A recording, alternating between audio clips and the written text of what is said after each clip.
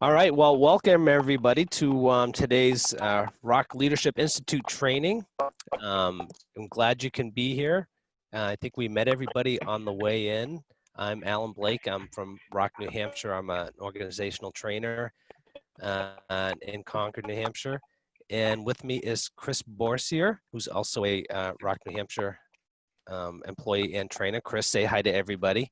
Hi, everybody. Hi. Thank you for coming. I'm very excited. It's been a year, too long. We wish you all could have come to New Hampshire. That would have been our preference, but hey, we do the best we can in the times that we're in, and people are learning new tricks and new technologies, and so it's an opportunity to learn new skills and to learn to teach and to learn online. So that's what we're here to do today. So one of the first things about running any business is thinking about why is it that people like to do business with you.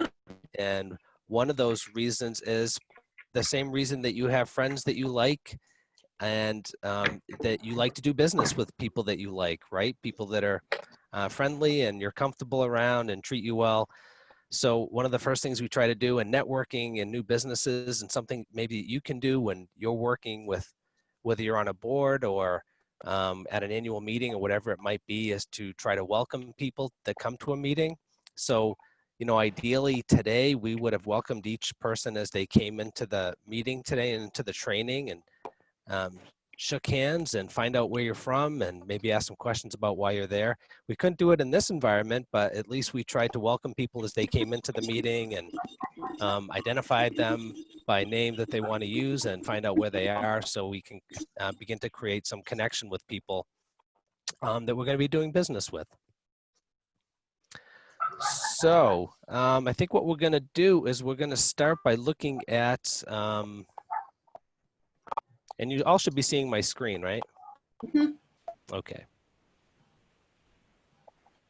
Today's agenda, we're gonna review our agenda and our goals. Some of the things we're going to be talking about is what customer service is and what it looks like, what's important to you in customer service and how you can apply that into your business. We're talking a lot about the importance of communication, and we're going to be talking about all kinds of communication, verbal, nonverbal, and written communication. And then finally, we're going to finish up with doing a little bit of a talking about organization, as far as how do you organize all the documents that you're required to keep track of in your co-op.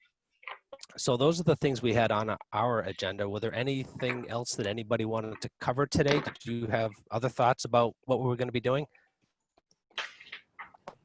Feel free to chime in, anybody.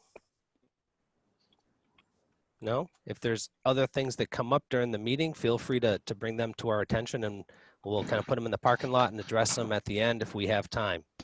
Okay? So hopefully by the end of today, you'll become familiar with verbal and written professional communication, gain confidence in your email etiquette, since it's one of the primary ways you're going to be communicating with not only your members, but vendors and other stakeholders in your organization. And we're going to understand the importance of having an organized filing system. And if there's anything else that you want to talk about in that regard, feel free to bring it to our attention. So I know it's hard to kind of do introductions in such a large group, but I thought we could take just a couple of minutes and go around the room, if you will, and everybody can just kind of introduce themselves, say where they're from, just talk briefly in a sentence or two, whether you're in a board position or whether you're a brand new ROC, or why you ended up being at this this workshop. So we're going to do that. I think I'll just go and I'll stop sharing for a moment so I can see my entire screen. So I'm just going to go around and ask people to chime in the way that I'm seeing them on my screen. So that means I'm going to start with Dottie from Halifax. Okay, hi. I'm from Halifax, Massachusetts. I'm the treasurer of our board of directors of our association. This is the end of my first term.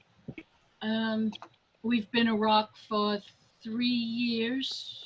If I'm wrong, somebody correct me, I think 3 years. Just about, yeah. And I'm really excited to be here. I think it's a great opportunity, and I wish I could put people on the list to be in this, whether they like it or not.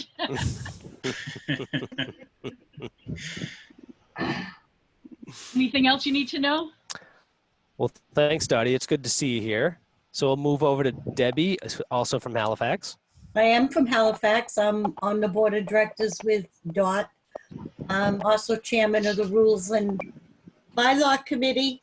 I think seminars like this can really teach us a lot. A lot of times we end up winging things. I think these types of things are great. Excellent. Laura, do you have sound? Can you hear me?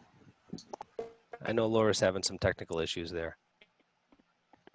So I don't think she's going to hear me. So we'll skip over to Tammy Jo. My name's Tammy Jo Gardapi. I am from, we're basically on the Flathead Reservation here in Montana, located on Pablo, between Pablo Polson, in between the larger towns, Missoula and Kalispell, which is like smack in the middle. I am a former vice president, a former president on our board. I'm not serving on the board right now, but I'm very involved with the community here, our co-op, and I'm here to learn as much as I can where any training is offered. Excellent. Nice to meet you all. Nice to meet you. That's going to bring us to Robin at Fisherville. Okay, my name is Robin Cutter. I am from Fisherville Estates. We were been a tenants association for 28 years, but a cooperative for 26.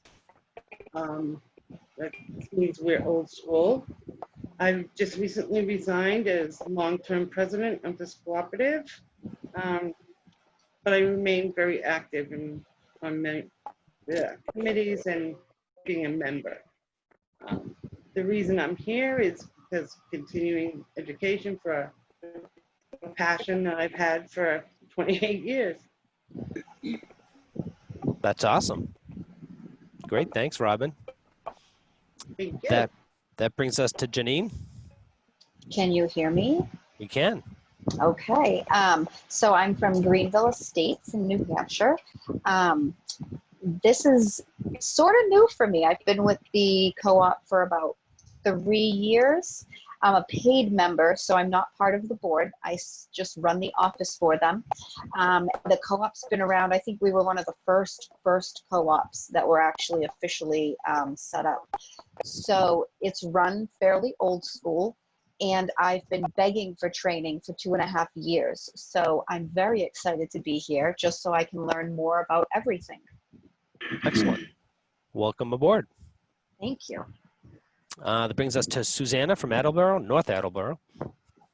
Hello, I'm at Rustic Pines Rustic Pines community in North Attleboro. I am the secretary of the association.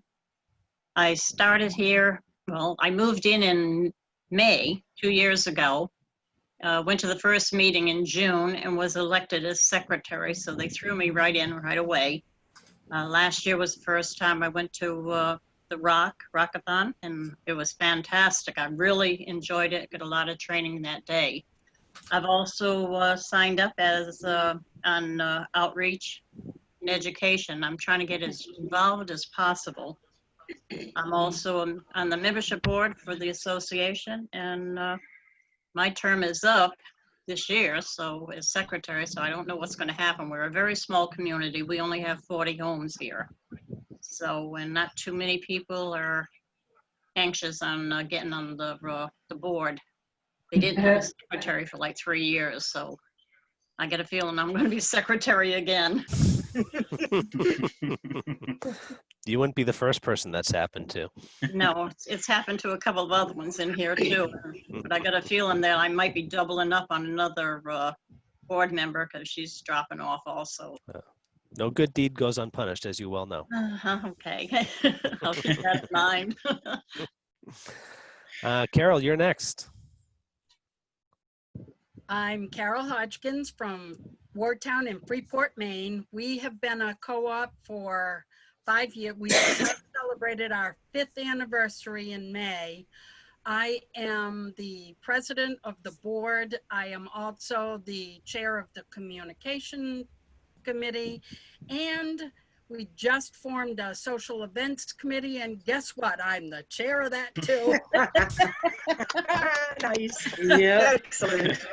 We I have, heard. we have a lot of committees, but few members on each one, so Absolutely. It's a lot of Welcome, work. Carol.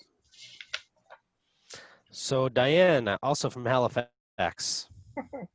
Okay, I am Diana Bryan from Halifax, Mass. I'm on the finance committee here, and we have approximately 420 homes here, which is huge, I would guess, in most places. I just want to stay up on our park and be available to help in some ways.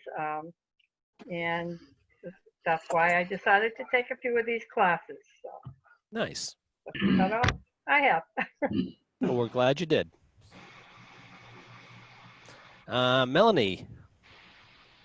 Hi, I'm Melanie, and I'm at the BZ, where the Greystone Park, and I'm the secretary. And we're small too. We're only 55, so we have a hard time getting people to participate. It's basically just the board doing everything, so I'm trying to learn easier ways to get stuff done. Okay, it's good. It's a challenge for sure. And I think Jean from Carver is our last but not least. Last. Hi, I'm Jean. I've been secretary of the board for 2 years. I'm now interim president. We lost our president a couple months ago. We have our annual meeting coming up. It was supposed to be in June. It got put off and put off. It's actually, we've got 2 weeks, and I just heard that our packets are being printed right now. Oddly, we have 185 units, and really weird, but every single board position right now is up for election this year because we had someone step away and we have someone else stepping up to another position. Through a lot of walking and talking, I was able to fill these positions. We have 7 open and 7 people running. So I'm Wow. really excited about that. A lot of new members, a lot of new residents. Yeah, we're doing good.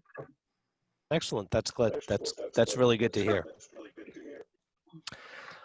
Well, so as you can see, I'm really actually surprised that most of you come here with a considerable experience working on the boards, and that's fantastic. And as you probably also heard, it's hard to get other people to step up and take in positions. And a lot of you mentioned that you have small communities, 40 or 50 units.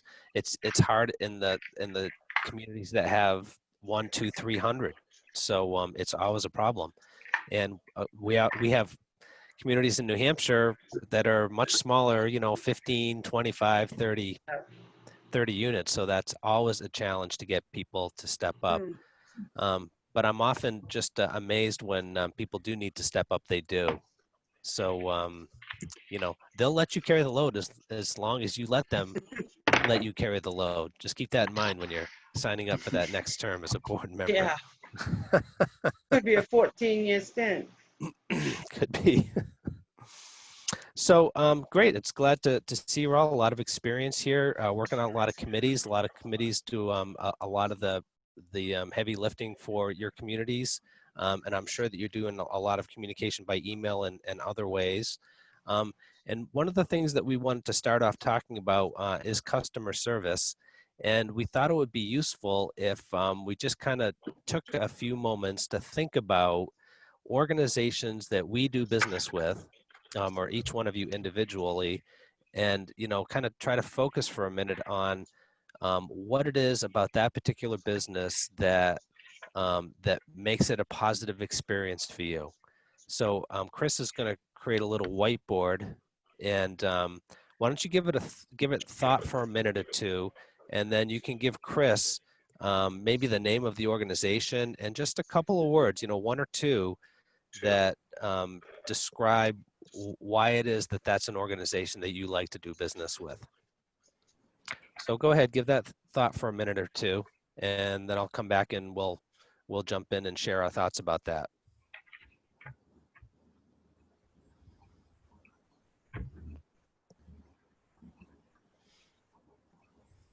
I'm not seeing anything on the board. Am I supposed to be?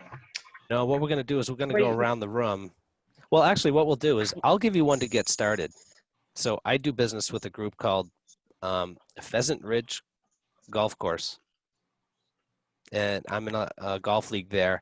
And there's 80 people in that golf league, and we play every Tuesday night. And what I like about doing business with them is that they are super organized. So that's the word I'll leave with Chris. But just to explain, when we went through this whole COVID thing, I'm sure you know that golf courses were amongst the businesses that were closed, and then they were able to open, I want to say around early May, and they had a lot of new rules that you had to follow. And this golf course just made things so easy for people to pay online, to pay without going in the building, to send out everybody's contact information. They just make it really super easy because they're so organized. So I may be looking for a name of an organization and one or two words that make you think that they're good to do business with. And if you're ready, I'll let anybody jump right in. Does anybody want to jump in and start?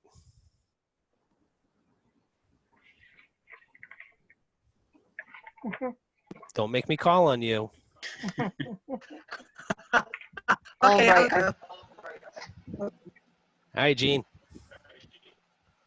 Okay, I put down, it's called Berry Guys. You say, can you repeat it? Sorry. Berry, like strawberry, it's Berry Guys. Okay.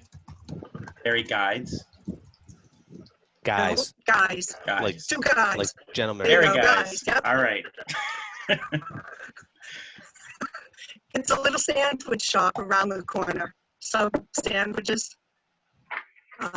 Very, very nice people. Always happy to see us when we walk in. Hello, they know our name, they know what we want. As soon as we walk in, we love going there. Excellent. So that's a great Plus their example. sandwiches are good too. Well, that's always important, yes. Yeah, yeah. So that's exactly what I'm looking for. Who wants to jump in and go next? Could I? I've got, Susanna. Hi. Okay, talking about food, Pizonis. They have been opened and have been delivering in our community almost every single day. One or the other is asking for them coming. And it gets to the point now when we call, I know when I call, they know who I am. Right away, they say my name and they ask me, do you want to order the same? And of course, it always is the same thing. I can't seem to get away from it. I love their calzones. So they are very, very, very considerate, and right here, I mean, within minutes they're here. They're really right on top of everything. So they've helped us out a lot through this COVID. Excellent. Who else? I'll tell you one. Fisherville Pharmacy. They are right up the street from us. They are more than accommodating to any of our residents. Doing pill packs for us. We have a lot of elderly residents in our park. We are a family park, but they will deliver them. They will, it's just, and they go out of their way just to make you happy. So, and when I started making masks, they put them right in the store for me. Oh, really? Cool. So they're very community oriented, which is. All right, who wants to jump in next? Tammy Jo, you have one? I do. our local pizza delivery people. They're called Stage Line Pizza. They're very friendly. They're very courteous, and they're on time. They're family friendly, community friendly. Our local post office, also Pablo Post Office, they're very conscientious. We come from a small town. It's a small post office. They know you by name. They greet you. During the COVID, they were one of the first to put in the social distancing, wear masks. Just very friendly and kind. Also, our local, the reservation I live in, the Flathead tribe, Salish and Kootenai tribe, also their pharmacy, they're very accommodating, very mindful of people, and very kind, considerate. All three of these have been a joy to make the situation with the COVID and everything as pleasant as it could be during this time. Excellent. Thank you. Who wants to go next? Janine, did you go? I have not gone. I do business with a group called Excel Church, and the reason I like doing business with them is because when it comes to problem solving, they're very good listeners, which makes it extremely easy for everyone. Great, thank you. Carol. I would say probably our credit union. They're really good. Through COVID, they were open through the drive-through, so nobody had to worry about not being able to get there. Before that, it was, you'd walk in, they would smile, they'd say hi, call you by name. It's just very personable. Definitely starting to see some trends here, I think, in what people are looking for in good customer service, right? Mhm. Who did not go? Me. Jean went. Oh, Debbie. Yeah, Yeah. please chime in. I think I'm going to have to say our local council of aging people. We run a group here at Halifax Estates called Helping Hands, where we're available to residents for whatever they need. And the Council on Aging is always ready to help, provide a ride, help us with home visits. They're very accommodating, very confidential in what they do. People trust them, and they're very important to our community. Excellent. Thank you And I for that. haven't gone yet. Okay, go ahead, jump in. It's kind of a ragtag, not ragtag in a bad way, but an organization. There's a woman who is a resident at the park, and she has, I think, 5 daughters. One of her daughters started making masks, and she hung them out on a tree in her front yard. She's not in this community, but she's really connected to this community. And she coordinated services between the fresh fruit market down the street and through different restaurants. And she had organized in a really good way a connection for the people in all of Halifax, but our community participated in that. And just her willingness to be of service to the community, and to coordinate different like restaurants, and there's a farm stand, and not just one restaurant either, 3 or 4 different restaurants. And she would take donations and turn around and award them to people in need or people who wanted other people wanted to recognize. So she was just the point person to actually get all of that accomplished is really impressive in my eyes. Awesome. That's a really interesting story. One that should probably go in the Rock USA newsletter. She's not a member of the ROC, our association.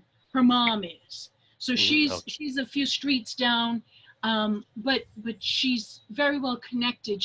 A couple of her sisters live in this park as well as her mom. Yeah. So this is where her heart is, I think. Cool. Yeah. That's awesome. So I think everybody went. Melanie, did you go? I was hoping you would skip me. I can't think of anything because I'm the volunteer on most of what you guys talking about. I volunteer at the church, the food cupboard, St. Joe's Healthcare, Eastern Agency on Aging. So you just gotta put a friendly face out there and ask about their day and make it about them, not you. Excellent. So I'm on the other side of your stuff. Well, thanks for doing that. I think what you can see there, if you look at the notes there, there's a lot of similar things that run through what people are looking for in terms of good customer service. You know, people that are good listeners, people that are problem solvers, people that are personable, that get to know you, that are involved in the community, that provide some level of convenience, whether it's a drive-through or whether it's nearby. But usually that nearby isn't enough. You're willing to drive. I think most people are further or walk further for a business that has the other things that you're looking for. So, when you start to think about what good customer service is, there's a lot of familiar veins that run through all of it. So the question then becomes, as we, work in our communities, who are our customers? Who are the customers for ROCs? And who are the people that we deal with? Who are the stakeholders? And what are the things that they're looking for that would make them say, yeah, our co-op is connected. They're problem solvers. They're personable.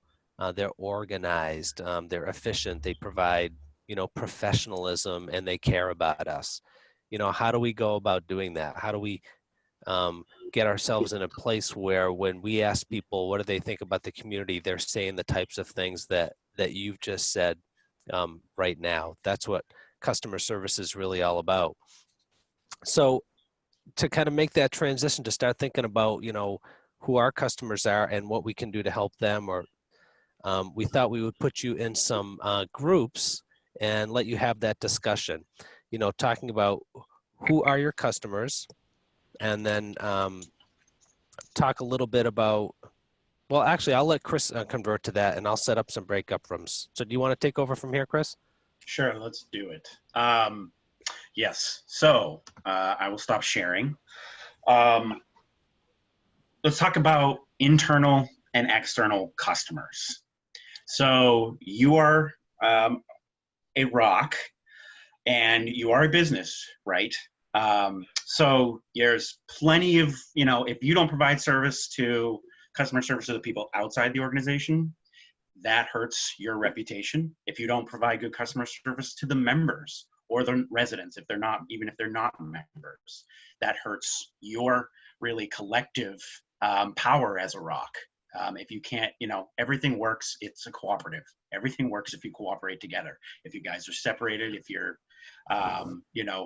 at odds or there's conflict, those things tend to drag you away from the mission, which is to provide each other with a good, affordable, place to live where people are happy and they're enjoying each other. And it's a neighborhood and a community, not just, I'm living right next to Steve. It's more of I know Steve a little personally and stuff like that. And that can happen through customer service.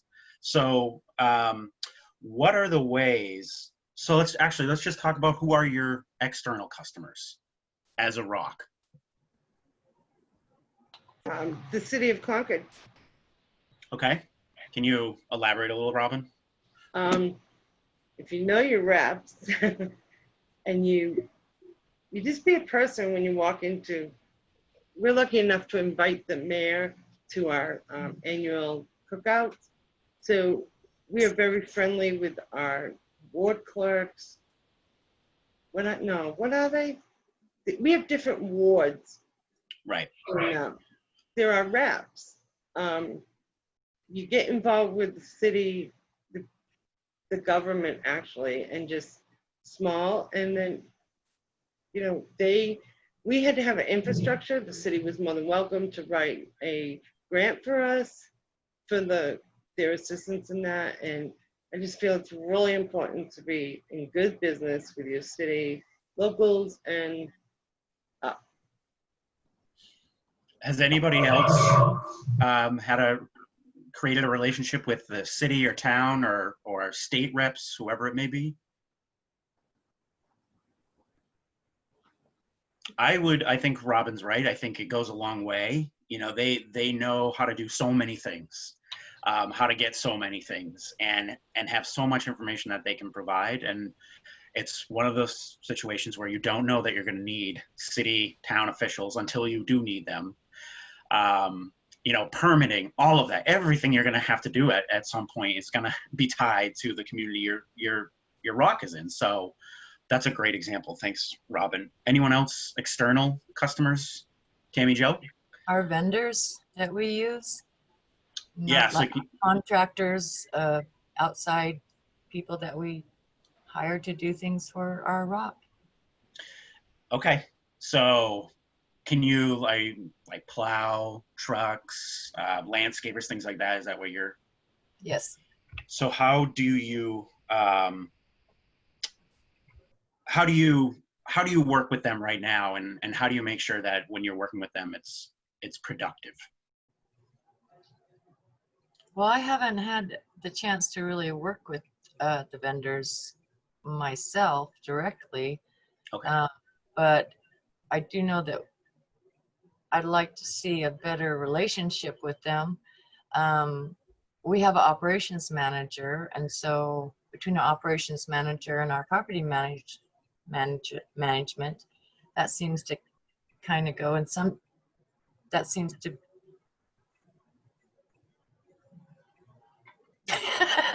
I'm not sure how to word it. I'd like to see better communication and better positive. Right. So okay. I think the communication part that you talked about is critical.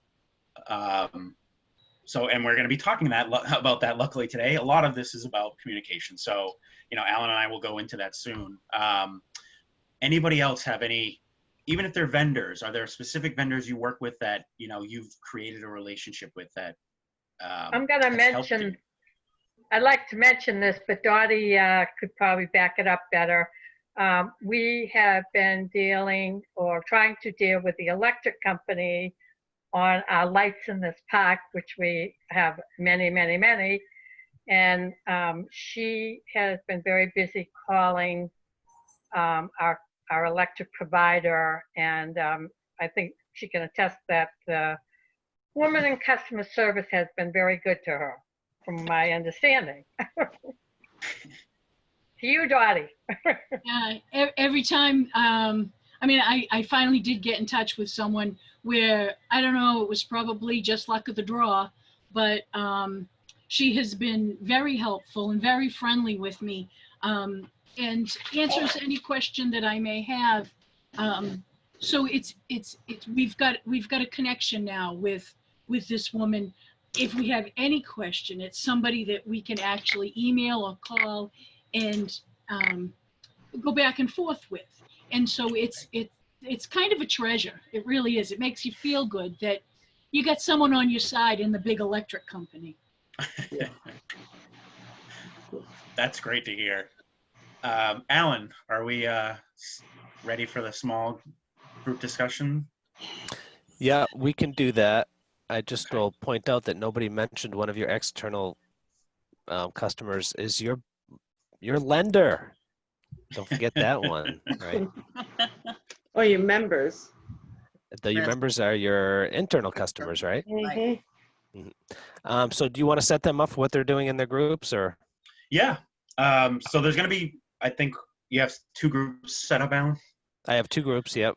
Okay. So one of what I want you to do in those groups is to, one, I mean, we've started a little bit, but think of good examples of customer service that's related to your ROC. So either that you've been provided as a ROC or that you've built with a vendor or externally or even internally.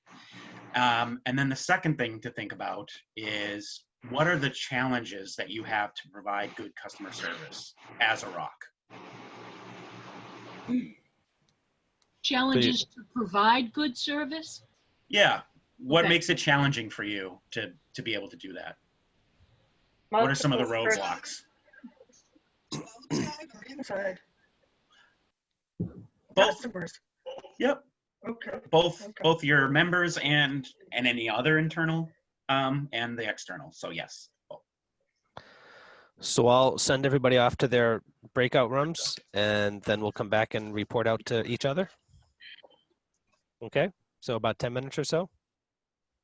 Okay. All right, off you go. So you should see an invite to go to the breakout room, and just accept that, and then you'll be there.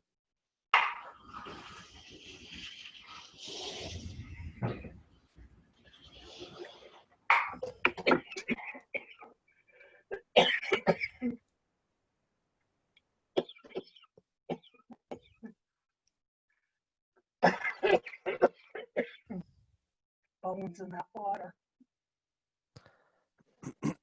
So Gene, you got to accept your breakout. I don't see anything. No? Nothing. Nope. Nope. Nope. That's weird. Nope. Let me try this. Nope. What the heck then? All right, try that one. Nope. Alan, and you see her in your group? Your groups in the breakout rooms? No, she's not in there. No. You can manually assign. It is weird. Oh, is that it? Do you see it? It was a little person. Was that it? Oh, I disappeared. Wait. There? No, I don't know. What happened? Oh, I see it. Oh, I'm sorry. Aha. I'm so It's hard. sorry. There are a lot of things on your screen there. Yeah, All right. I'm really sorry. Okay, Okay, off what you am I go. doing now? Yeah, go ahead and join. I go. Where? I just did. No. Oh, no, it didn't happen. I don't see her on here at all. I have a choice of Gmail, Yahoo, email. No, so clear out of that. You accidentally hit invite. Yeah, that's what I did. I thought that was the invite. Okay. Totally understandable. Okay. But if you got a breakout rooms invitation, you actually would now see breakout rooms in that same line, but on the opposite side, on your right-hand side, you'd see breakout rooms. Do you see that? With a little box divided into 4. Alan, she might have weirdly not gotten invited to one. You can manually add her if you want to. Yeah, I'll add her to one. No, what's this one? No. How do I manually add her to one that's already been created? I don't know how to explain it. Do you want me to make me the host really fast and I'll add it to her and then switch it back to you? Sure. Because I haven't done it often enough to remember what it looks like, unfortunately.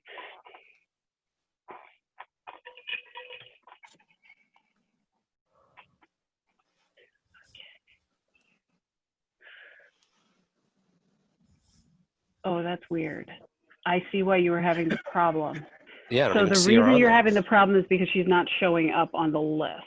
Yeah, it's kind of strange. And I'm not showing up on the list, but that's fine because I'm showing as the host. Hold on. I mean, we see her as a participant. I'm going to try something really, I'm sorry, can you repeat that, Alan? Yeah, I was just going to say we're still recording, but. Oh, yeah, since I'm the host, I'll pause that. Say you did it. They're picking on you, Dottie? Apparently, I didn't hear it. We didn't get on fast enough. if they're picking on me, they're leaving everybody else alone. There you go. Oh my. Are we all back? Did we get Everybody's back. So, hi. Let's wrap this up quickly. This section. Does anybody want to talk a little bit about what they talked about in their breakout room? If my group wants me to, I took notes. Go ahead, Dottie. Okay. For good examples of good service to customers, we have commitment to follow through, communications, follow through again, shared issues, and common problems. And for challenges, we have negative input is wearing on us. With the overworked of the members of the board, negativity, non-participation, and feeling unappreciated. Mm. Hit it all on the end. Great, thank you. How about the other group? I'll let one of the directors talk. I'm not on the board. That's okay. You can still talk. But we were talking about more how communication within our parks and between board members and the membership of the organizations is so important. And we talked a lot mostly on making minutes available to all residents or the communication line. That the members of the park should be more informed about what you directors are doing, that we are, and I'm not going to say me, because as I said, I do realize what it takes to be on those boards as being past history. So I would never down any of you for what you do for us for nothing. Thank you very much, by the way. But again, we were talking about how the lines of communication between you and the members needs to be very active. Mm-hmm. So Tammy Jo had, If you like, I'm done.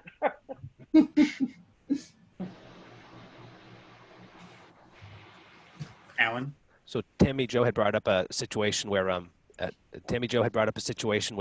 she gets a lot of members that are communicating information, but doing it in a yelling and screaming and kind of an aggressive way. Right, Tammy? Do you want to talk about that and what you guys talked about might be ways to deal with it? Well, while I was president of the board, yes, I had several members, when they didn't like something that was happening, they would come to me and scream and yell and get very upset and angry, and somehow thought I could do something about it as an individual person, as the president of the board. When you, as president, you work as a board with the whole board. It's not you're the president of the United States, you're the president on the board that serves the community. So the board works together. And some reason, as much as we put that out there, some individuals, it seems like, don't quite grasp that. They think that you have somehow a special power to change something. But the only thing that I have offered them, besides not yelling back and cursing and doing their behavior, is, to, attend the board meetings, come to the board, fill out complaint forms, but the behavior I feel is really unacceptable. But it sounds like in our group, it was it's commonality we had.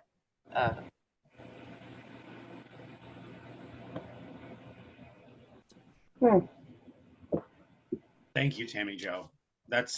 That actually is a good transition, because we're going to start talking about communication. Shocking, I know. I'm also going to make an assumption and forgive me if I'm wrong about this, but I assume that everybody is here has had one or two small, really not big deal communication issues in the past with other people. Is that fair to say? We used to bring Yes. baseball bats to our meetings. Okay, so fair to say. All right. Oh, yeah. 911 on speed dial. Yeah. So, without going into much detail, I don't want to know the end result of the bat meeting, but how can you talk about some of those challenges you've had and why you think you've had some challenges with communicating with other people? I'll go. So Thank you, Jeannie. we have found that we don't get a lot of people, a lot of members coming to our meetings, but the ones that do, they're former board members. They are the worst at a meeting because it wasn't done that way before. I've never heard of such a thing. That's not how we did it.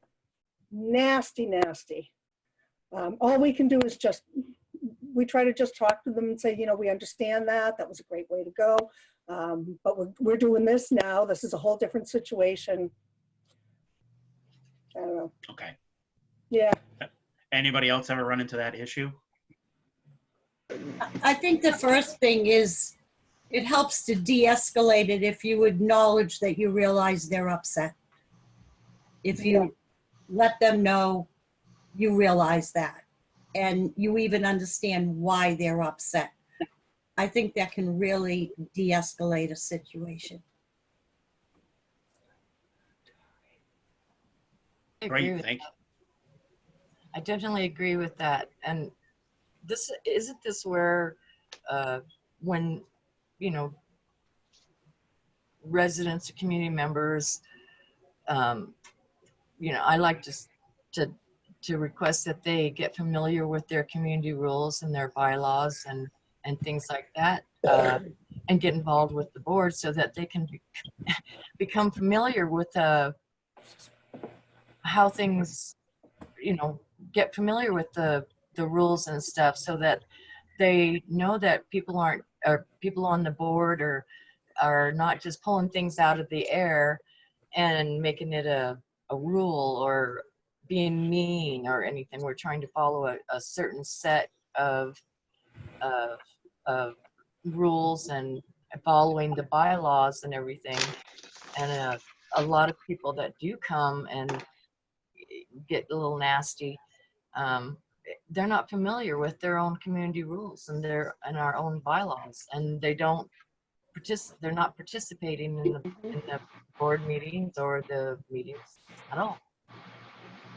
You know, I think communication, trying to get the community more involved to come into the meetings and get them more familiar with these things, you know, would help a lot. How to do that is kind of hard. Can I ask a question of everybody? Do you feel that you would have an easier time of being able to communicate with members or other board members, or, you know, board members in the future, in the past, if you had a more trusting relationship with people? Yeah. Yeah? Do you think trust makes communication easier? Yes. Okay. I do. I think you would, but a lot of times that's not enough. I mean, like, for example, in my community, I'm out there all the time talking to every neighbor. I haven't had any problems directly with any of them, other than them complaining about something. I offered to have, you know, I asked them to come to our meetings. Not one member of the community comes to the meeting. The only meeting they come to is the annual meeting. I started putting out a newsletter that we send out once a month. After every meeting, I send all the members in the community a copy of our minutes so they know what's going on. But I just can't seem to get them to come in and get involved. Maybe you do a good job of communicating so they don't feel the need. It might be that you're doing a really good job. Exactly. But if we do something that they think is wrong, they're all over us. There's Yeah. no give and take. There's none. So I really would there's, like to see a lot of communication, more communication with our community members, like Susanna was talking about, where we could get minutes out to our community members and more involvement with the community members. I really like that, and the minutes out and things like that, because especially times like this, it feels like our community right now is in the because of the COVID. It sounds to me too like what you were describing was happening. oh, I don't know. All right, so we're gonna move. So unfortunately, I'm not gonna be able to solve that issue today, which is how do we get more people to come to meetings? I think that's an issue that everybody's been trying to solve since the first ROC was created back in the 80s in New Hampshire. And when I know, or if somebody knows, we will be the first to let you know. And if you figure it out, let us know. Patent that. So I want to talk a little bit about the types of communication. So there are 3 types of communication we're going to talk about. Can anybody guess one of them? Email. Did I hear verbal? Body I think I heard verbal from Laura. Yeah. Okay, verbal. Body. Body language, yep, nonverbal. Thank you. And there's one more. Written? Tone. Yes, thank you. Written communication. So those are the 3 things we're going to talk about. And Alan, I want you to help me with this first part because we're going to talk about verbal communication first. If I say a sentence to Alan and his response is, "You want me to do that?" How can verbal communication and doing things differently change the meaning of what he's saying? So if I say to Alan, Alan, I want you to pick up my dry cleaning on Monday. How are you going to respond to that? You want me to do that? Right. So what if I said, can you say it another way? What if I said, Alan, do you want to go mountain biking with me tomorrow? You want me to do that? So words change the meaning of a sentence. The tone you have changes the meaning. If Alan's all of a sudden angry about it, well, I know that he probably doesn't want to go mountain biking. If he starts shouting about it, well, it could be a shout in excitement, or it could be a shout of like, don't talk to me again. I don't want to go mountain biking with you. The pitch you use when you talk about it. So that's one sentence, those 5 words, 6 words, can change meaning so many times by what you actually emphasize. So if I said, you want me to go mountain biking with you? Like that would mean to Alan, like, I don't want to go with Alan. I want to go mountain biking, but just not with him. Or you want me to do that? Obviously, I don't want to go mountain biking. So there's all of those things can change. So that's something we should probably be aware of when we're talking to people. How are we? You can't do anything about other people, right? And the way they communicate and their response. You're not in control of that. But you can control your response and how you talk and the things you say. And so think about those types of things. How your pitch makes a difference, how the volume of your voice makes a difference, how the words that you choose to use make a difference. Some people might take certain words differently than other people, and you don't always know that that's going to happen, but if you build relationships with people and you communicate, you tend to start to figure out how people respond to things you're saying. Flattery, absolutely. Your tone and your flattery it can be the worst conversation you think you're going to have, but if you flatter them about it, it could be the best. Yeah. So let's talk about body language now. Can somebody give me an example of body language that they use? Crossing your Holding arms. your arms. This right here. Yeah. Dottie's What bored. does that mean? Nadia, I'm bored to tears. Will you get to it? Okay. Or, All right. I'm sorry. I'll go now. What else? I was What talking else to is- my son and I did this and right off the bat he said, why are you getting defensive? yeah. Oh yeah, the crossed Yep. arms. Yep. How How about about this? How about this one? While you're talking, and the person's already shaking their head, No. they've already blocked you out. You're already Yeah. done. Anybody seen that at a board meeting? Because I know I have. Yep. Nodding. Oh, yeah. Nodding's the same way, right, Alan? It's just a Nodding. yes. And It's nodding, affirming. yeah. Yeah, Rolling your eyes.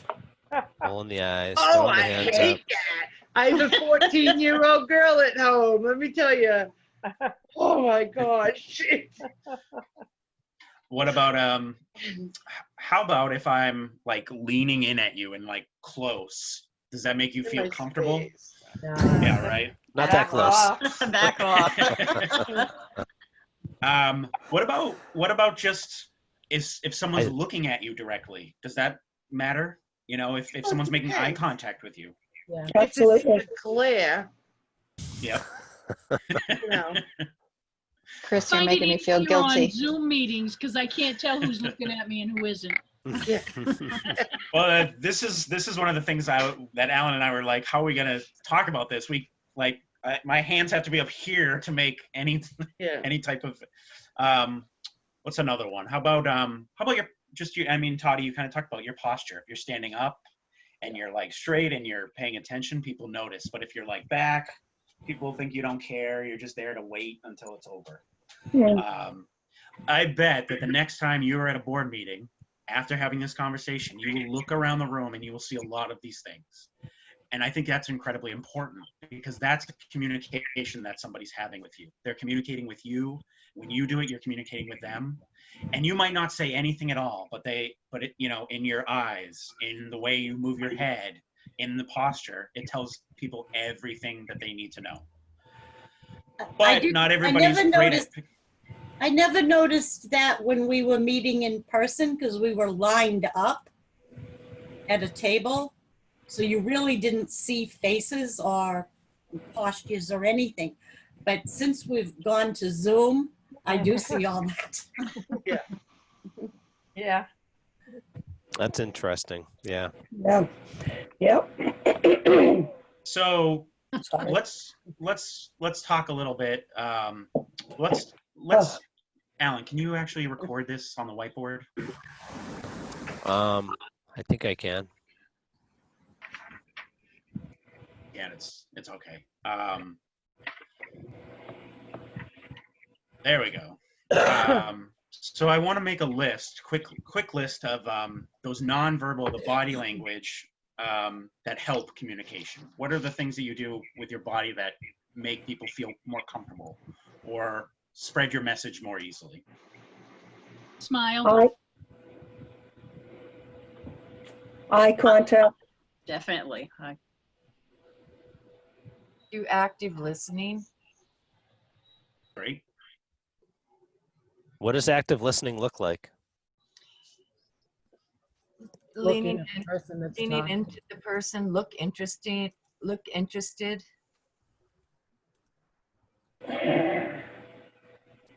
Sometimes taking notes helps also. Yeah. And reiterating what they say. Right. Yes.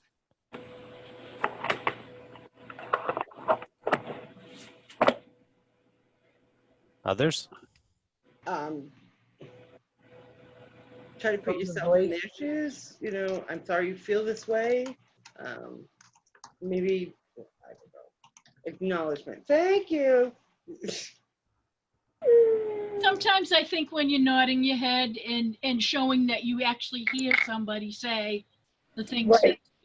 Yeah, you agree, you hear them. How about some things that are nonverbal, that are body language that hurt good communication? Eye Pointing. rolling. Crossing your arms. Yeah. Leaning in. Checking your phone. pointing at someone. Which feels aggressive, right? So I point. Yeah. I'm like, I think eye rolling was the other one, Alan. Oh, eye rolling. Yeah, so checking a phone is a pretty new one of these. Most of these have existed as long as people have. But how is that one you notice more than others? Because I do personally. Yeah. Yeah. It's I become think like it an expresses attachment to people. rudeness. I think it expresses rudeness that you're not 100% involved. Sometimes if you hear the dee-dee-dee-dee in the background and it continually happens, you just want to tell them mute yourself or something, but it comes across as being rude. Yeah. Yeah, it says kind of to people that whatever might be going on the phone is more important than what's actually going on right at this moment in your communication. Mhm. And it may not even be true. It just is perceived that way. Right. If it's a group of people, they could be in the little participating audience, talking among themselves. Excuse me, while you're trying to talk. Sidebars. Sidebar, there we go, thank you. Go. Yeah. I got that from Tone that of TV voice. show, Law and Order. Oh, there you go. Okay, Sidebar. that works. Yeah. All right. What about yawning? Yeah, yawning is good. I find that someone grabbing a sip of water isn't a problem, but if I see someone having a meal during Yeah. a board meeting or something, it just takes me out of my mind. Oh, God. Or bringing a few beers. Oh, God. That What might meeting are help. you going to? A sip of water isn't a problem. Oh my God, a burp. Ah, Yeah. yeah, just rude behavior. I think we should move on before this gets out of control. I do too. I don't want to know what else is going on at these meetings. All right, so we are going to move on, and we're going to talk about the writing part, but I'm going to let Alan talk about that writing part. And I know that we've used up a lot of our time, so I'm going to do this quickly, but let me just get to this slideshow here. So so a lot of the communication you do is through writing. Obviously, you have mentioned newsletters and minutes from meetings, and I'm sure that all board members and people on committees are dealing with a lot of email, correct? Yes. Yes. A lot. So Tammy Jo said interest, or screaming at her. She doesn't respond much because she's afraid of how she might respond in that moment, right? When somebody's yelling at you, it's easy to just kind of launch out at them as well and react aggressively. So in writing, you have that opportunity to be more deliberate about how you approach your communication. So that's one of the good things about using email. But there's some rules that you should follow to keep yourself out of trouble in your communication with email. So first of all, you want to make sure you're following the etiquette that goes with email. And etiquette is simply the customary code of polite behavior in society or among members of a particular group. And really, and the shorthand for that is you want to treat people the way that you want to be treated, right? Yes. So what is why is etiquette important when using email? It's a very common method of communication. We do it all the time. The tone of an email can be misinterpreted, so we need to be very careful about that. Without face-to-face interaction, an email can convey unintended emotions, so we need to be aware of that as well. I'm sure you've all sent emails before where somebody said that it said this when actually that's not what you meant at all. All the time. So your careful choice of language is really important. And another thing is that email is forever. It can be circulated forever, and it can be forwarded to many, many people with the click of a button. So you want to be very careful about what you put in your emails. So we're going to look at format, length of messages, attachments, appropriate and inappropriate material, using mail lists and groups. And I am jumping through this because we're behind in time. So if you have questions or something like that, feel free to jump in. So when we look at this example of an email, what do we see? A solid block of words that I'm not going to be bothered to Right. read. It's over too far, Ellen. It's gotta, yeah, like it has to be where the dude is scratching his head. Yeah, exactly.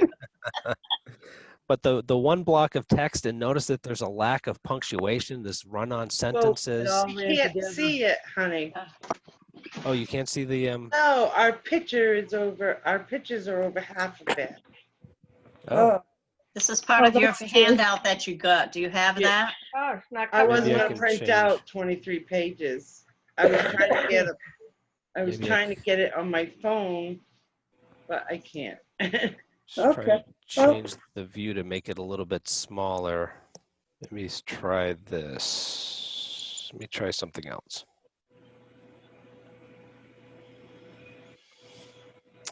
Let me try this. How to get into my tablet again? Can you see it better now? Yep, Yep. I see it. Okay, that's not the ideal way to show it, but we'll work with that. Right. Right. So, basically avoiding this one block of text with lots of words in it. There's no punctuation. No There's beginning no and end. capitalizations. There's no use of paragraphs for people to deal with. Mm. Right. So when you look at this one, what do you see? Anger. Yeah. all Yes. Oh, capital letters, yeah. Kind of Right. important.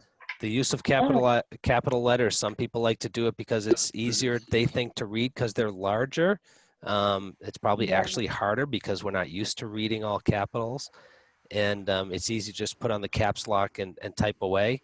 But really, it can often convey this sense of anger that may not actually be there in the message that you're trying to send. So be careful of that. Oh, no. Yeah, all caps is yelling.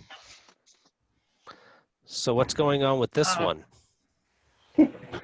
It's like,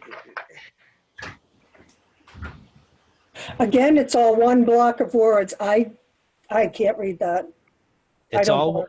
it's all one block of text. And notice that if you can, at the end of each sentence, There's an there's exclamation there's an point. Yes. exclamation point, which just gives it a sense of being, frantic and out of control and overly emotional. we would like to deal with this ASAP. Yeah. Yeah. Right. Yeah. When maybe that type of tone isn't really helpful in an email situation, right? Because somebody might not read it for 4 or 5 hours. So Right. trying to Right. avoid that frantic Plus, there's approach. a lot of blaming. It is. Bringing your niece and a husband and all that. So A lot of material that doesn't need to be there. exactly. So Could in have this been one, personalized. right. Mhm. So in this one on the left, this is something that I see commonly, and it's an email written as if it was a text message with a lot of abbreviations and so forth that people aren't used to seeing. Right. Some people probably wouldn't understand it. Yeah. Exactly. They don't They do might get that. a part of the way through and just give up on it. Yeah. Right. So in the one on the right, which is what they're trying to convey, it's much more easy to understand. It's got your, the traditional components of a letter, with your greeting and your body and your complimentary close and your signature. And this just makes it much easier for the reader to understand what's going on and therefore to respond to it. Now, the one on the left is more for kids, your teenagers talking to them. Yeah. Yeah, Who, that's what, where, why, and how. that's where Yeah. texting makes its way into emails sometimes, and that's really just not appropriate. Yep. So this is what a good letter would look like, a good email, right? And I'm not sure if you can see oops, I went backwards, sorry. Let me get back to that. I see it. It's number 12. 12. Sure can make it bigger. Oh, I can. Thank you. So here you have your traditional greeting. You have the body of the text. It's broken into short paragraphs. There's the appropriate use of punctuation, including, capitalization and periods. And it's conversational in its tone. Yeah. When it gets to a place where it has several points to make, it uses the bullet points to make it easier for people to digest. And then as it gets towards the end, it actually makes it clear what they're asking somebody to do. So that's like the call to action. And you always want to include that at the end of your email so people know what's expected of you. Is it that you are asking for some information, or do you want them to attend a meeting, or do you want them to make a phone call? Whatever it is, you want to make that clear to them what the expectations are. Your question? Mm-hmm. Shouldn't it be the last part of your email should be your question? Your call to action is what it should be. Your Yeah. What ask. you want them to do. Yeah, Basically, Yeah, I've your never what, ask. where, why, and how. Just keep it simple. Yeah, keep it I've simple. heard of that. And then your name there, I always like to close with a complimentary close, the old sincerely or best, or, Yeah. yours truly, or whatever it might be. I know that sounds old-fashioned to a lot of people, but I think it's the appropriate way to go. Thank you for your consideration in this. Yes, Yeah. exactly. Yeah.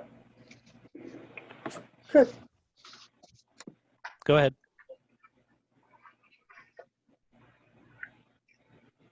So the next one, let me see. I'm just changing the size of the slides here.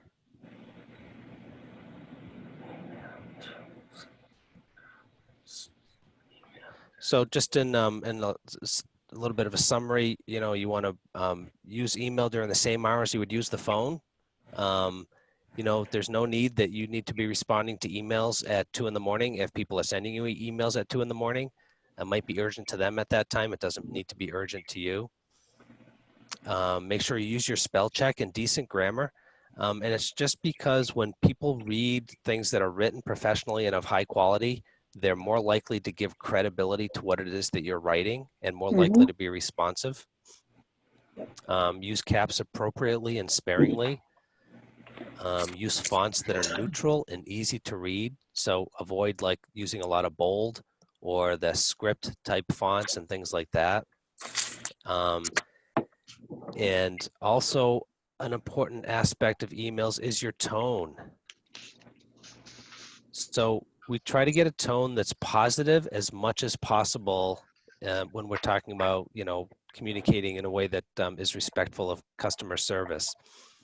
So when you use positive words as much as possible, it's easier for people to understand and it gains their acceptance. They're more likely to, even take bad news better if it's written in a positive way and emphasizes the positive aspects of it. It's not always easy to do, but if you give it some thought, you can usually think of something that has a positive spin. For example, if people are violating rules and they need to be told not to do something, you can emphasize how important it is when people follow these rules, how it's to the benefit of the entire community. So sometimes you got to be creative that way, but it's worth it in building the relationship in the long run. So replacing negative words, here's a couple of examples of how you can do that. So somebody wants to have a second shed and they're not allowed in your community. So instead of saying you can't have 2 sheds, you can emphasize that the rules allow 1 shed per resident. Okay, so it's not about you telling them no, it's about the community standards, okay, that it applies to everybody, not just to them. Another example is that you can't do it that way.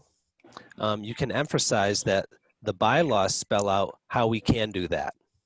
Okay, so I love when I get this one about somebody that wants to remove a board member. And I always tell them that you can remove a board member and the bylaws spell out exactly how you can do it. Okay, and often when they find out what they have to do, they're really not that interested. What they really want is for me to tell the board member to get lost, right? Yeah, yeah. So you're being absolutely honest. You're just emphasizing the positive. Yeah, you have the ability to remove board members, and here's the information you need to make it happen.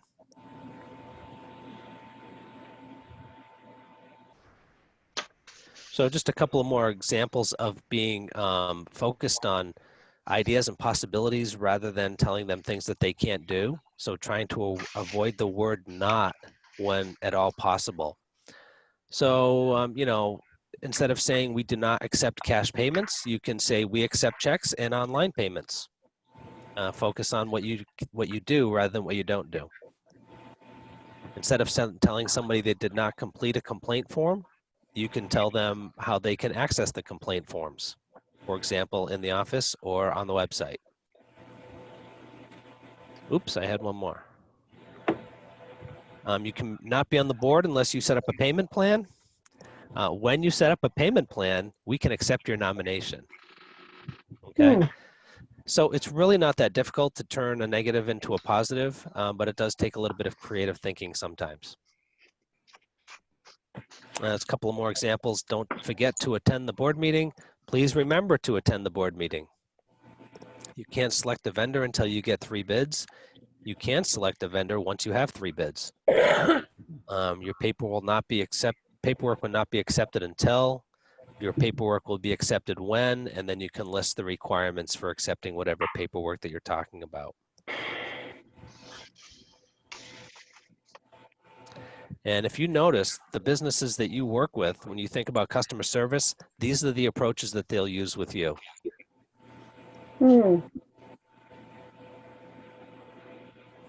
Just a couple more things about email format, length of message, attachments, appropriate and inappropriate materials. We'll cover these quickly and we'll let you get out of here. We're running a couple of minutes late already. As a rule of thumb, the content of an email should really be something that can fit on one screen without scrolling. If it's something that's really, really complicated, you might want to consider putting it in a hard copy in a letter, like a legal document or something like that. Or if introducing a variety of topics, consider separate emails with distinct subject lines. So if you're working, for example, on the agenda for the next board meeting, you might not want to bring up in that same email something about somebody that's violating the rules, right? Just keep those separate and keep your emails from getting too long and cumbersome. If you're going to do attachments, make sure that the person that you're sending them to knows that there's an attachment. So attached, you'll find an Excel file titled proposed budget, or the minutes are attached and so forth. Just so that they know to expect that. And if it's not there, they can tell you that you didn't include it.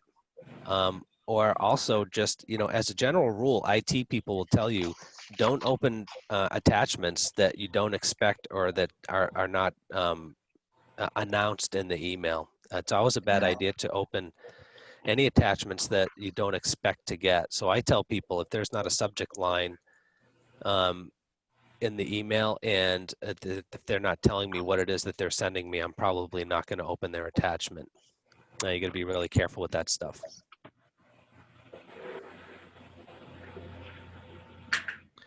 When to use reply to all.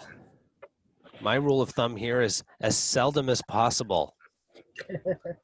There's nothing worse than getting, you know, a group message that goes out to 40 people and somebody says thank you, and then all 39 people or whatever feel they have to say thank you or add other information, or meant to send a message to one person within that group and sent it to everybody by mistake.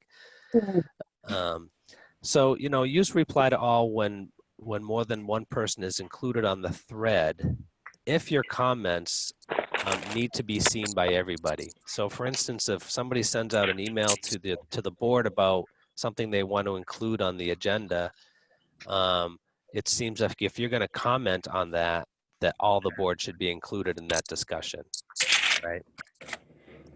On the other hand, it's okay to address one person in that group. So if one person asks for something on the agenda, you can reply to them, but just make sure that everybody sees your reply. So again, everybody's seeing the same exchange of information.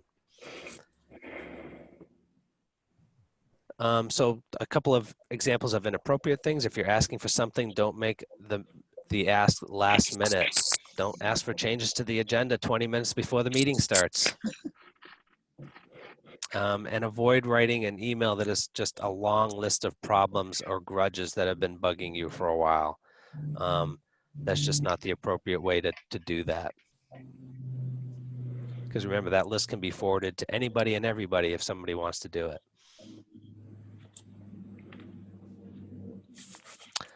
Also inappropriate complaints about a person should be in person and never part of a group email chain. Okay, if you have an issue with one person, deal with that person directly. If possible, do it face to face. Again, remembering that email is forever and can't be taken back, and it can be forwarded to anybody. And then, you know, what gets people into trouble is they respond quickly to an email. So they get an angry email and they respond in an angry manner. So it's better to calm down, maybe read it again a few hours later, and if it's not timely, better yet, let it sit, calm yourself down, think about how you really want to respond and how you can be positive in your response, and then perhaps do it the next day.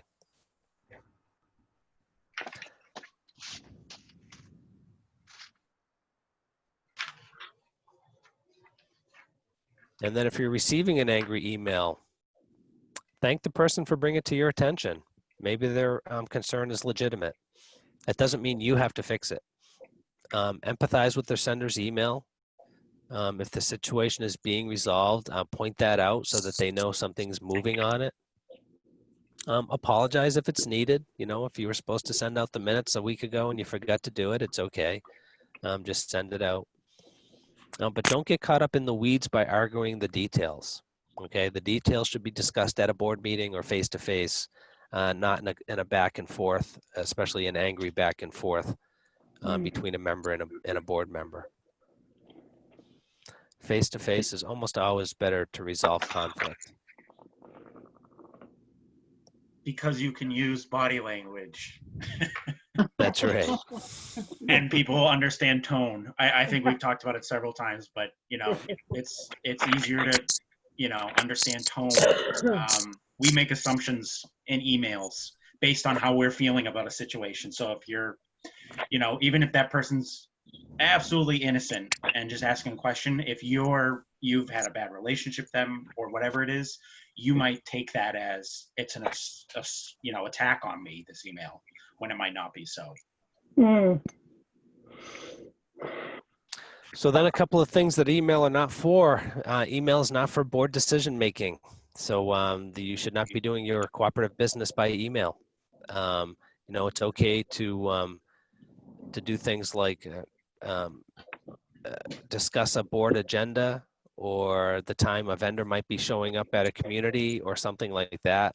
But you should not be voting on things because the members have a right to see their board operate transparently. And even though they don't come necessarily to board meetings, they have a right to come to board meetings and observe what's going on. No decisions to send out rule violations or late rent notices. These discussions, again, should be part of the board's discussion at an executive session. And then what you can do is reminders about upcoming meetings, draft minutes before a board meeting, you know, circulating newsletters or flyers, meeting cancellations or changes of venue, getting input for the agenda, and those types of administrative tasks. So I know I went through that pretty quickly. It seems like most of you are pretty seasoned veterans in this type of communication. So we probably didn't need to spend a lot of time on it. And then we were going to transition into getting organized, and I don't think we really have enough time for that. I will just share one document that's useful. As you know, especially those of you that are secretaries on boards, there's a lot of information that you need to keep track of and records that are legally required to be kept. And we have this records retention chart that is very useful in helping you keep track of that stuff. So it tells you what the records are and how long you're legally obligated to keep them. Some of them are for a short period and some of them are almost forever. But I'll let you review that. That's was one of the handouts. And then there's some just some tips here about how records should be kept, by the directors in an office, by the directors in office, whether in their homes or in a central location. They should be transferred over to new directors when they're elected or appointed, and kept according to the retention schedule above. Generally speaking, the records of the co-op are open for inspection by any member in good standing at a reasonable time and place, typically within 48 or 72 hours, depending on your bylaws. So that obviously includes things that are confidential, like membership applications that include background checks, credit reports, things relating to rent collection or eviction or those types of things. I will say in general, though, there's some restrictions on that. Members don't have the right just to ask for every document you have and expect the board to produce it. As you can see, some of these records don't have to be kept for long periods of time, some of them just 2 or 3 years. And you can make it available for them to come and look, but you're not required to just basically provide every document that you've ever created, which can be a tactic that some members kind of use to harass a board that they're having a problem with or perceive that they have a problem. So you can always check with your attorney to see exactly what you're required to provide. Can I ask a question here then? Sure. I'm not sure if I see it on here. I had asked for a membership list at one point, and I was told that it's privileged information. From what you just said, I would assume that I have a right to see that list. I don't think it is on this list of documents that are required to be kept. No. Membership For all certificates. residents and members, the last one, I don't know. That's why I'm asking the question. Like I said, there's like 700 members here.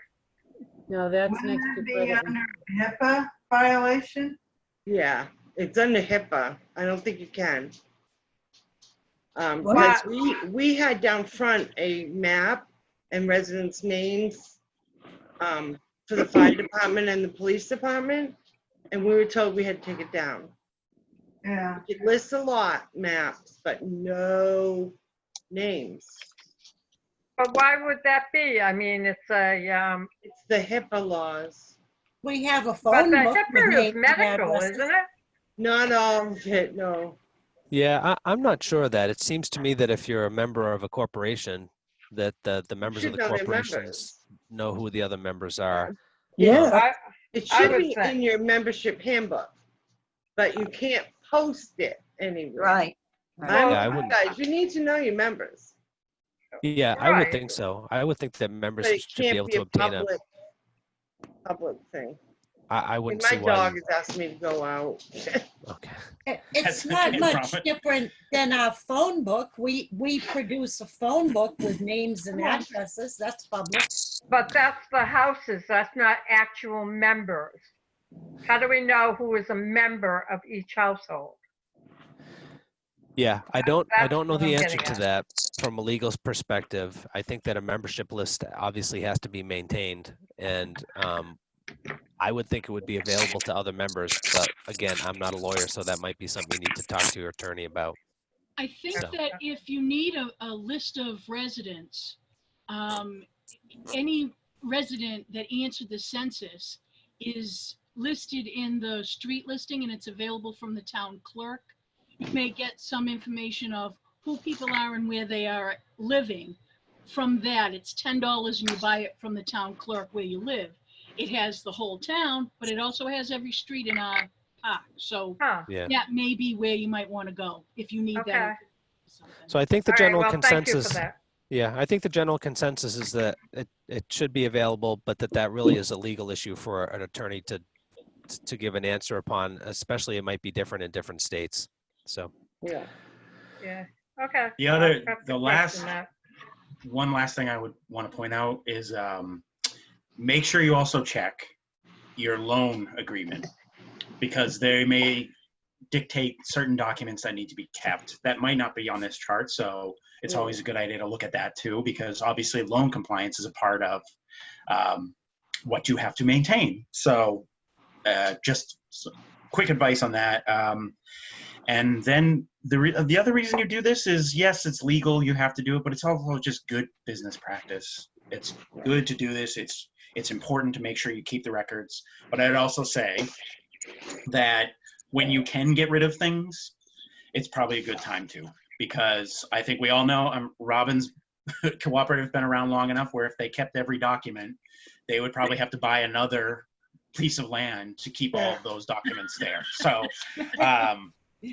hopefully, I don't know if any of you transitioning to more electronic file keeping, but that is going to be the future, obviously. So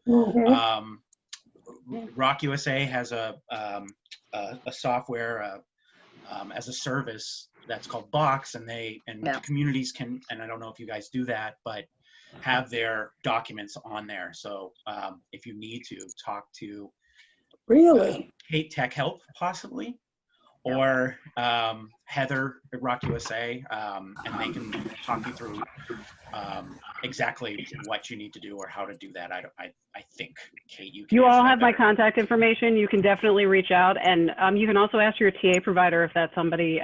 They all use it themselves, or by and large, they do. That's good. I have worked in the town of Halifax, where we live, and one of the pieces of advice that they gave us as far as records retention goes is, if you're supposed to keep something for, say, 3 years, at the end of that 3 years, it's to your advantage to actually get rid of that, because if it lives in your file and someone asks for it, you're obligated to give it to them. And if it's not in your file and you've gotten rid of it on time, you're clean. You know, it covers your CYA. Yeah. And also your liability is lessened. You know, the less paperwork you have, the less financial information about people you have, the better off you are, really, because it's easy to get, especially if it's paper, going from one secretary to another, maybe things get lost, and you don't want that ending up in the wrong hands. So we'll leave that as our final note, because we're way over our time. So you guys have been very cooperative in that regard, and I hope you got something good out of this. Is there any other questions we can answer for you before we send you on your way? Or I have one quick question. Yeah, go Is ahead. there anything on the website in reference to getting the website up and running, or do we have to call and talk to somebody? That's a website for your community? Yeah, I know the ROC provides a website or services Go ahead and reach for out to me if you're website. interested, and I'll put you in contact with the right people. I'm not the right person, but that's fine. I can just be your contact. Okay, what's your number, Katie? My work cell number is, and I apologize because I have to look it up every time, which is appalling. But I never call myself, so it's 603-545-5441. Okay. And you thank also have an so email much. for me if you want to do it in writing, but either one is fine. Okay, perfect. Thank you so much. Anybody else? Do we have your email address, Kate? You do. I sent you the email about tech help for all the ROC Leadership Institute sessions. That was from me. I'm also Kate Eads-Galdieri. I'm on the ROC-USA website, and it's K-E-A-D as in dog, S as in Sam, G-A-L as in Larry, D as in dog, I-E-R as in Robert, I at rocusa.org. Thank you.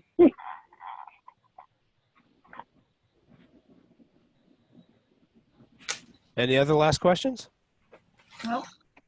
No? Well, thanks for coming, you all. Thank you, Ellen. Thank and Do the Thank best you, in your other Chris. classes. Thank You're you welcome. all. Hope we can see you in person next year. Yeah, that'd be Yeah. fun. It was nice meeting all of you. You Yes. too. You as too. well. Seeing you all. Stay Thank you safe. all. Take Have a care, great everybody. weekend. Bye-bye. I'll be up